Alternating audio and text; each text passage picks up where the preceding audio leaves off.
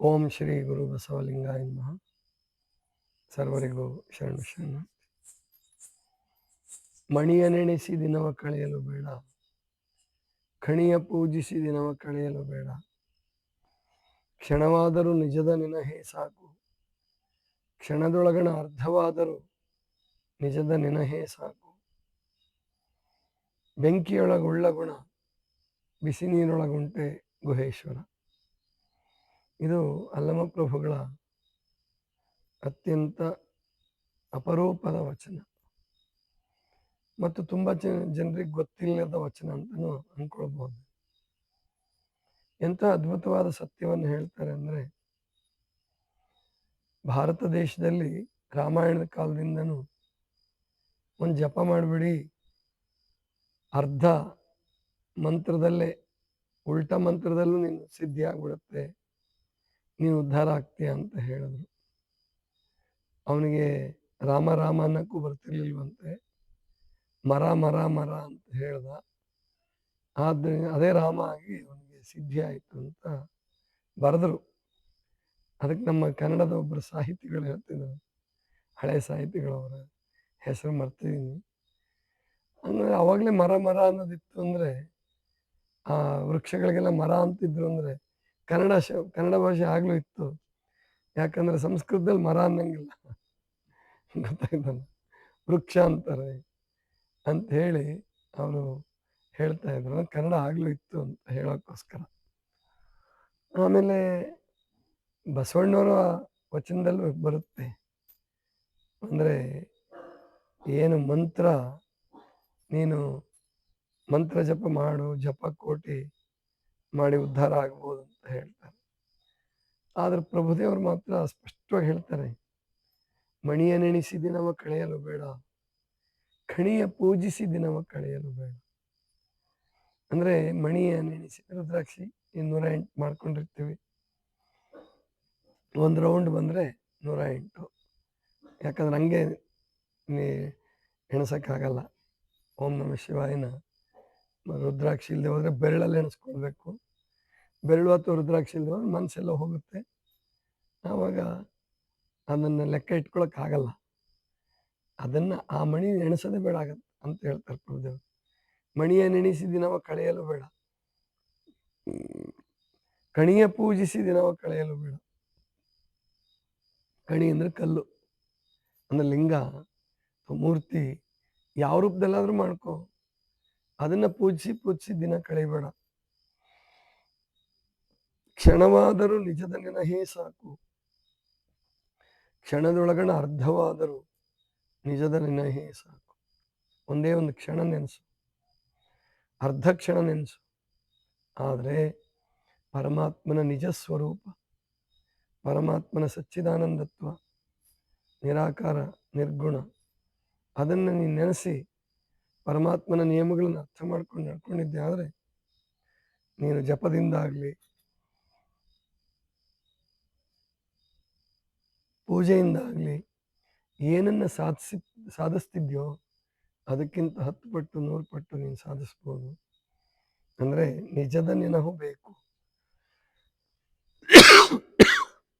ಅದಕ್ಕೆ ಉದಾಹರಣೆ ಎಷ್ಟು ಚಂದ ಕೊಡ್ತಾರೆ ಅವರು ಅಂದರೆ, ಬೆಂಕಿಯೊಳಗುಳ್ಳ ಗುಣ, ಬಿಸಿ ನೀರಿನೊಳಗುಂಟೆ. ಅಂದರೆ ಬೆಂಕಿಯಲ್ಲಿ ಒಂದೇ ಒಂದು ಕಿಡಿ ವಿಸ್ತೀರ್ಣ ಆಗಿ ಇಡೀ ಕಾಡನ್ನೆಲ್ಲ ಸುಟ್ಟು ಹಾಕ್ಬಿಡ್ಬೋದು. ಅಂದರೆ ಅಂತಹ ಶಕ್ತಿ ಇದೆ ಬೆಂಕಿಗೆ. ಬೆಂಕಿಗೆ ಇನ್ನೊಂದನ್ನು ಹೊತ್ತಿಸುವ ಗುಣ ಇದೆ. ಅದೇ ಬಿಸಿನೀರು ಕುದೀತಾ ಇರಲಿ, ಅದು ಮನುಷ್ಯನಿಗೆ ಅಪಾಯ ಮಾಡ್ಬೋದೇ ಹೊರತು ಮುಟ್ಟಿದ್ರೆ ಗುಳ್ಳೆ ಬರ್ಬೋದು, ಬಬ್ಬೆ ಬರ್ಬೋದು, ಚರ್ಮ ಸುಟ್ಟೋಗ್ಬೋದು. ಆದರೆ ಇನ್ನೊಂದು ಬೆಂಕಿಯನ್ನು ಹತ್ಸಕ್ಕೆ ಬರಲ್ಲ ಬಿಸಿನೀರಿಗೆ.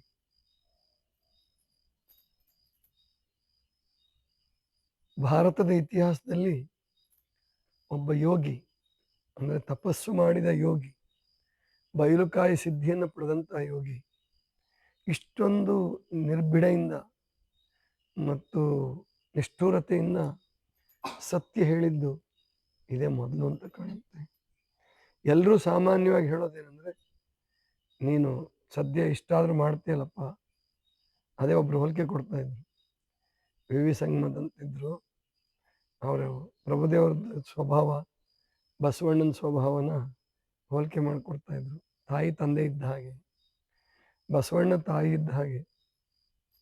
ಅಂದರೆ ತಾಯಿ ಏನು ಮಾಡ್ತಾಳೆ, ಮಗ ಒಂದು 35-40% ಮಾಡಿದ್ರೆ ನಿಜವಾದ ತಾಯಿ. ಈಗಿನ ಕಾಲದ ತಾಯಂದ್ರು ಖುಷಿ ಪಡ್ತಾರಲ್ಲ ಗೊತ್ತಿಲ್ಲ, ಆದರೆ ನಮ್ಮ ಕಾಲದ ತಾಯಂದ್ರು ನಾವು ಚಿಕ್ಕವರಿದ್ದಾಗ 40% ಮಾಡ್ದಿಲ್ಲಪ್ಪ ಭಾಳ ಸಂತೋಷ, ಪಾಸಿಂಗ್ ಮಾರ್ಕ್ಸ್ 35 ಸಾಕು, ನೀನು 5 ಇನ್ನೂ ಹೆಚ್ಚಿಗೆ ತಗೊಂಡಿದೀಯ ಅಂತ ಹೇಳ್ತಿದ್ಲು. ತಾಯಿ ಹೇಳ್ತಾಳೆ ತಾಯಿ.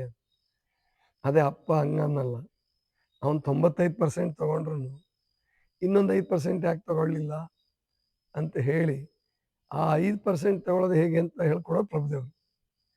ಬಸವಣ್ಣ, ನೀ ಭಾಳ ಶ್ರೇಷ್ಠವಾದ ಸಾಧಕನಪ್ಪ, ನೀನು 35%ಗೂ ಪಾಸ್ ಆಗ್ತಿದ್ದೆ, 5% ಹೆಚ್ಚಿಗೆ ತಗೊಂಡಿದೆಯಲ್ಲ, ನೀ ಶ್ರೇಷ್ಠ ಶರಣ, ನೀನು ನಮ್ಮಪ್ಪ, ನೀನು ನಮ್ಮ ದೊಡ್ಡಪ್ಪ ಅಂತ ಹೇಳೋ ಆ ಮಾತೃ ಹೃದಯ ಬಸವಣ್ಣವ್ರದ್ದು. ಪ್ರಭುದೇವ್ರದ್ದು ಹಾಗಲ್ಲ, ನೀ ಬೇಕಾದಂಥ ಸಿದ್ಧಿ ಪಡಿ, ಅದರಲ್ಲಿ ಇನ್ನೂ ಒಂಚೂರು ಏನಾರು ಹೇಳ್ಕೊಳ್ಳೋಷ್ಟು ಕೊರತೆ ಇದ್ದರೆ ಸಿದ್ದರಾಮೇಶ್ವರನ್ನಾಗಲಿ, ಮುಕ್ತಾಯಕ್ಕನವ್ರನ್ನಾಗಲಿ, ಮಹಾದೇವಕ್ಕನವ್ರನ್ನಾಗಲಿ, ಕಡೆಗೆ ಬಸವಣ್ಣವ್ರನ್ನೂ ಬಿಡಲಿಲ್ಲ ಅವನು. ಅದನ್ನು ಹುಡುಕಿ ಹುಡುಕಿ ಹುಡುಕಿ ತೆಗೆದು ಸಂಪೂರ್ಣವಾಗಿ ಶುದ್ಧರನ್ನಾಗಿ ಮಾಡೋದು, ಮುಕ್ತರನ್ನಾಗಿ ಮಾಡೋದು, ಪರಿಪೂರ್ಣರನ್ನಾಗಿ ಮಾಡೋದು ಪ್ರಭುದೇವರ ಉದ್ದೇಶ. ಇದು ಶ್ರೇಷ್ಠ, ಒಬ್ಬರದ್ದು ಶ್ರೇಷ್ಠ ಒಬ್ಬರದ್ದು ಕನಿಷ್ಠ ಅಲ್ಲ, ಇಬ್ಬರೂ ಶ್ರೇಷ್ಠರೇ. ಸಾಧಕನಿಗೆ ಮೊದಲು ಆರಂಭದಲ್ಲಿ ಬಸವಣ್ಣನವರ ಪ್ರೋತ್ಸಾಹ ಬೇಕು, ಆದರೆ ಅಹಂಕಾರ ಬರಲಾರದೆ ಇರೋದಕ್ಕೆ ಮತ್ತು ನಾನು ಮುಟ್ಟುವ ಗುರಿ ಇನ್ನೂ ಭಾಳ ದೂರ ಇದೆ, ನಾನು ಸಾಧಿಸಬೇಕಾದ್ದು ಇನ್ನೂ ಬಹಳ ಇದೆ ಅಂತ ತಿಳ್ಕೊಂಡು ಮುನ್ನಡೆಯೋದಕ್ಕೆ ಪ್ರಭುದೇವರಂತಹವರ ಆ ಒಂದು ದಿಟ್ಟತನದ ಮಾರ್ಗದರ್ಶನ ಮತ್ತು ಒರಟುತನದ ಮಾರ್ಗದರ್ಶನ, ಭಯ ಇರಬೇಕು. ಅದನ್ನು ಪ್ರಭುದೇವರು ಇಡೀ ಶೂನ್ಯಪೀಠಕ್ಕೆ ಅದೇ ಅವರು ಅನುಭವ ಮಂಟಪಕ್ಕೆ ಒದಗಿಸಿದ್ದು ಅದನ್ನೇ. ಅದನ್ನು ಚಾಮರಸ ಒಂದು ಕಡೆ ಹೇಳ್ತಾನೆ, ಜಡಿದು ಕೆಲರಿಗೆ, ಬಡಿದು ಕೆಲರಿಗೆ, ಬೈದು ಕೆಲರಿಗೆ. ಅಂದರೆ ಸಂದರ್ಭ ಬಂದ್ರೆ ಹೊಡೆದು ಬಿಡ್ತಿದ್ರು ಅಂತ ಹೇಳ್ತಾರೆ. ಬೈದು ಬುದ್ಧಿ ಹೇಳಿದ್ರು, ಹೊಡೆದು ಬುದ್ಧಿ ಹೇಳಿದ್ರು. ಅಂತಹ ಪ್ರಭುದೇವರು ಅವರು ನಿಜವಾಗಿ ತಮ್ಮನ್ನು ತಾವು ಕಲ್ಯಾಣಕ್ಕೆ ಬಂದು ಅಲ್ಲಿ ಸೀಮಿತಗೊಳಿಸ್ಕೊಂಡ್ರು ಅಂತ ಹೇಳ್ಬೇಕು. ನಿಜವಾಗಿ ಹಿಮಾಲಯದಲ್ಲೇ ಪ್ರಭುದೇವರು ಇದ್ದಿದ್ರೆ, ಅಲ್ಲೇ ಏನಾದರೂ ಇನ್ನೊಂದು 10 ವರ್ಷ, 20 ವರ್ಷ, 30 ವರ್ಷ ಇದ್ದಿದ್ರೆ ಇಡೀ ಭಾರತದಲ್ಲೇ ಪ್ರಸಿದ್ಧಿ ಆಗ್ತಿದ್ರನು. ಎಂಥ ಏನೇನು ಆಗ್ತಿತ್ತೋ ಗೊತ್ತಿಲ್ಲ, ಆದರೆ ಪರಮಾತ್ಮನ ಇಚ್ಛೆ, ನಮ್ಮ ಸೌಭಾಗ್ಯ, ಕರ್ನಾಟಕದ ಸೌಭಾಗ್ಯ. ಹುಟ್ಟಿದ್ದು ಬಳ್ಳಿಗಾವೆಯಲ್ಲಿ, ಆದರೆ ಕಲ್ಯಾಣಕ್ಕೆ ಬಂದು ಅಂದರೆ ಹಿಮಾಲಯ, ಗಾಂಧಾರ ದೇಶದವರೆಗೆ ಅಡ್ಡಾಡಿಕೊಂಡು ಅನುಭವವನ್ನು ಸಂಗ್ರಹಿಸಿಕೊಂಡು ಸಿದ್ಧಿಯನ್ನು ಅಣಿಮಾದಿ ಅಷ್ಟಸಿದ್ಧಿಗಳಲ್ಲದೆ ಬಯಲುಕಾಯಿ ಸಿದ್ಧಿಯನ್ನು ಪಡ್ಕೊಂಡು ಬಂದು ಇಲ್ಲಿ ಎಲ್ಲ ಶರಣರ ಜೊತೆ ಇದ್ದು ತಮ್ಮ ದೊಡ್ಡತನವನ್ನು, ಯೋಗಿತನದ ಅಥವಾ ಸಿದ್ಧಿಯ ಯಾವ ಆಮಿಕೆಯನ್ನು ತೋರಿಸಲಾರ್ದೇನೆ ಶುದ್ಧ ಕನ್ನಡದಲ್ಲಿ, ಅಚ್ಚ ಕನ್ನಡದಲ್ಲಿ ನಮಗೆಲ್ಲ ವಚನ ಸಾಹಿತ್ಯ ಕೊಟ್ಟರು. ಶೂನ್ಯಪೀಠದ ಅಧ್ಯಕ್ಷರಾದರು. ಅದು ಅವ್ರು ಬಂದರು ಅಂತ ತಿಳ್ಕೊಂಡು ಕಲ್ಯಾಣ ಪರಿಪೂರ್ಣ ಆಯಿತು. ಅದಕ್ಕೆ ಬಸವಣ್ಣವ್ರು ಹೇಳ್ತಾರೆ, ನನ್ನ ಪ್ರಾಣಲಿಂಗ ಪ್ರಭುದೇವರು ಅಂತ ಹೇಳ್ತಾರೆ. ಪ್ರಭುದೇವರ ಚರಣದಲ್ಲಿ ನಾನು ಐಕ್ಯ ಅನ್ನುವ ಮಾತನ್ನು ಬಸವಣ್ಣವ್ರು ಬಳಸ್ತಾರೆ. ಬಸವಣ್ಣನನ್ನು ಜಗದ್ಗುರು ಅಂತ ಕರೀತಾರೆ ಪ್ರಭುದೇವರು.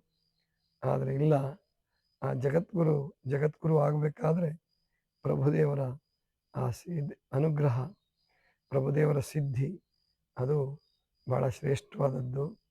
ಆ ಮಾರ್ಗದರ್ಶನ ಮತ್ತು ಅವರ ತಪಸ್ಸು ಎಲ್ಲವನ್ನೂ ಧಾರೆ ಎರೆದರು, ಎಲ್ಲವನ್ನೂ ಧಾರೆ ಎರೆದ್ಬಿಟ್ರು. ಆದರೆ ನಮ್ಮ ಕವಿಗಳು ಪ್ರಭುದೇವ್ರನ್ನ ಅರ್ಥ ಮಾಡ್ಕೊಂಡಿಲ್ಲ ಅಂತಲೇ ಹೇಳಬೇಕು. ಧರ್ಮವನ್ನು ದೊಡ್ಡದು ಮಾಡೋದಕ್ಕೆ ಹೋಗಿ ಅನಿಮಿಷಯ್ಯನವರ ಹತ್ರ ಬಂದು ಲಿಂಗ ತಗೊಳ್ಳೋವರೆಗೂ ಪ್ರಭುದೇವರು ಏನೂ ಆಗಿರಲಿಲ್ಲ ಅನ್ನೋ ಲೆಕ್ಕದಲ್ಲಿ ಬರೆದ್ಬಿಟ್ಟಿದ್ದಾರೆ.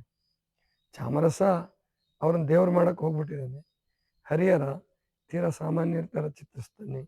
ಇವರಿಬ್ಬರಿಗೂ ಪ್ರಭುದೇವರು ಅರ್ಥ ಆಗಲ್ಲ. ಪ್ರಭುದೇವರ ವಚನಗಳನ್ನೇ ಓದಬೇಕು. ಅವ್ರನ್ನ ಅರ್ಥ ಮಾಡ್ಕೊಳ್ಬೇಕಾದ್ರೆ ಸ್ವಲ್ಪ ಅಕ್ಕಪಕ್ಕದ ತತ್ವಜ್ಞಾನಿಗಳನ್ನು ಅರ್ಥ ಮಾಡ್ಕೋಬೇಕು, ಓಶೋನು ಓದಬೇಕು, ಪಾಶ್ಚಿಮಾತ್ಯ ತತ್ವಜ್ಞಾನಿಗಳನ್ನು ತಿಳ್ಕೊಳ್ಬೇಕು. ಆಗ ಪ್ರಭುದೇವರು ನಮಗಿನ್ನೂ ಹೆಚ್ಚಾಗಿ ಅರ್ಥ ಆಗ್ತಾರೆ. ಇದಿಷ್ಟು ಇವತ್ತಿನ ಚಿಂತನ. ಸರ್ವರಿಗೂ ಶರಣ ಶರಣ.